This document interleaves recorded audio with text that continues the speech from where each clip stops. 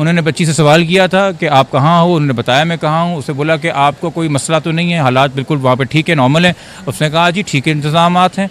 फिर उन्होंने child protection officer से बोला कि जी आप मुतलका अफसर हैं, आपके यहाँ स्टाफ होता है फीमेल वगैरह सारा। उन्होंने कहा जी प्रॉपर स्टाफ है, प्रॉपर सिक्योरिटी, अच्छा प्रॉपर स्टाफ है हमारे यहाँ, ख़वातीन है तमाम सहूलत के लिए। फिर उन्होंने आयु साहब से पूछा सिक्योरिटी के वाले से, उन्होंने कहा जी 24 घंटे जहाँ की सिक्योरिटी हो रही है। तो अदालत ने अपने आप को सेटिस्फाई कर लिया। और जब एक बार जज साहब ख़ुद बच्ची को बुला के उससे मुतमईन हो जाएं तो फिर रूल 19 के तहत वो उसकी तब तक जब तक केस चल रहा है कस्टडी मुकम्मल तौर पे दे देते हैं चाइल्ड प्रोटेक्शन इंस्टीट्यूट को।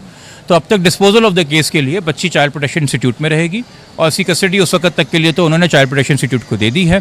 क्या आपने मुगविया का बयान कलम बंद करके इंटेरोगेट किया? गई कैसे हो, किसके साथ हो, अखराजात कहाँ से आए, पैसे कहाँ से आए? जब तक आप ये हतमी फैसला ना कर लें तब तक बच्ची शेल्टर होम में रहे और जो फैसला होगा हम उसी को इंसाफ मानेंगे। देखिए माजरत के साथ मेरे ख्याल में हमने इसके अंदर कोई बहुत ही एक ड्रामाई या एक फिल्मी व्यू इख्तियार किया हुआ है। कानून सबसे पहले तस्वुर में ये लाता है कि जिससे हम मुखातिब हैं वो बच्चा है, और चूंकि वो बच्चा है तो क्या वो इस पोजीशन में भी है कि वो अपने अच्छे बुरे का फैसला कर सके। हमने जो है सिर्फ बच्चे की कंसेंट नहीं देखनी, हमने ये भी देखना है कि जो किडनैपिंग और अबडक्शन का कानून है ना वो वालदैन के राइट को प्रोटेक्ट करने के लिए है, तो उनके राइट्स मैटर करते हैं, पहली बात ये। दूसरा, आपने मरकजी मुल्जिम की कोई इंटेरोगेशन नहीं की, कम से कम हमें चलान में नज़र नहीं आती, कम से कम चलान पढ़ के हमें नज़र नहीं आता कि क्या आपने मुगविया का बयान कलम बंद करके इंटेरोगेट किया था कि चलो कह तो रही हो अपनी मर्जी से गई हो, गई कैसे हो, किसके साथ हो, अखराजात कहाँ से आए, पैसे कहाँ से आए, किसने यहाँ पे पनाह दी, कहाँ कहाँ पनाह दी, ये मामला सामने नहीं आए। देखिए आईजी साहब जो हैं वो फाइनल डिटर्मिनिंग अथॉरिटी नहीं इन्वेस्टिगेशन के ऊपर, इन्वेस्टिगेशन आईओ ने कंक्लूड करनी है। आईजी साहब को मेरे ख्याल में वो बहुत मुझसे बेहतर सीनियर अफसर हैं, बहुत काबिल एहतराम हैं, मुझसे बेहतर वो जानते हैं पुलिस को चलाना, वो चला रहे हैं पूरे सूबे की पुलिस को। यकीनी तौर पे हो सकता है, मैं तो ये गुमान दूंगा, बेनिफिट ऑफ द डाउट दूंगा कि शायद ये आउट ऑफ कॉन्टेक्स्ट उनका जुमला है, क्योंकि वो भी जानते हैं कि अभी चलान पेश हुआ है, री इन्वेस्टिगेशन हो सकती है, सप्लीमेंट्री चलान आ सकता है, कोर्ट इस चलान को डिनाई भी कर सकती है। तो ऐसा बयान एक बहुत बड़े जिम्मेदार ऑफिसर को ब्लैक एंड वाइट में देने से गुरेज करना चाहिए। हमें ये पता है कि इस केस में नादरा के डॉक्यूमेंट्स को झुटलाया नहीं गया, ना नादरा को बोला गया कि अब नए डॉक्यूमेंट्स का सिरे से इजरा करो। तो जो ID कार्ड या बेफॉर्म बना हुआ है बच्ची का वो बना हुआ है, जो पासपोर्ट इशू हुआ हुआ है वो हुआ हुआ है। कानूनी तरीका मुल्क से बाहर जाने का पासपोर्ट ही है।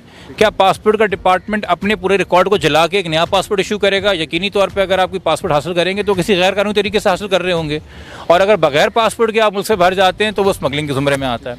तो ये तमाम तर चीज़ों का इलाज है कि जब तक आप ये हतमी फैसला ना कर लें तब तक बच्ची शेल्टर होम में रहे, वो एक सेफ़ है। अदालतों ने ख़ुद ये नज़ीरें कायम की हैं। बाकी हम ऑफकोर्स अपने दलाइल और अपना मौक़िफ़ अदालत के सामने रखेंगे। हमसे बहुत बेहतर इंसाफ क्या होता है और कानून का इत्तलाक़ कैसे होता है ये सुप्रीम कोर्ट और आला मोहतरम जजेस जानते हैं।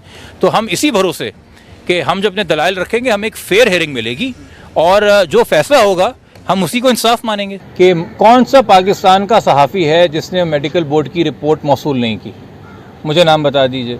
जिस इंसान का इस केस से ताल्लुक़ हो या ना ताल्लुक़ हो वो मेडिकल रिपोर्ट की फाइंडिंग जानता है। अगर कोई नहीं जानता तो इस केस का तफ्तीशी नहीं जानता और रिपोर्ट आने के 48 घंटे बाद तक नहीं जानता।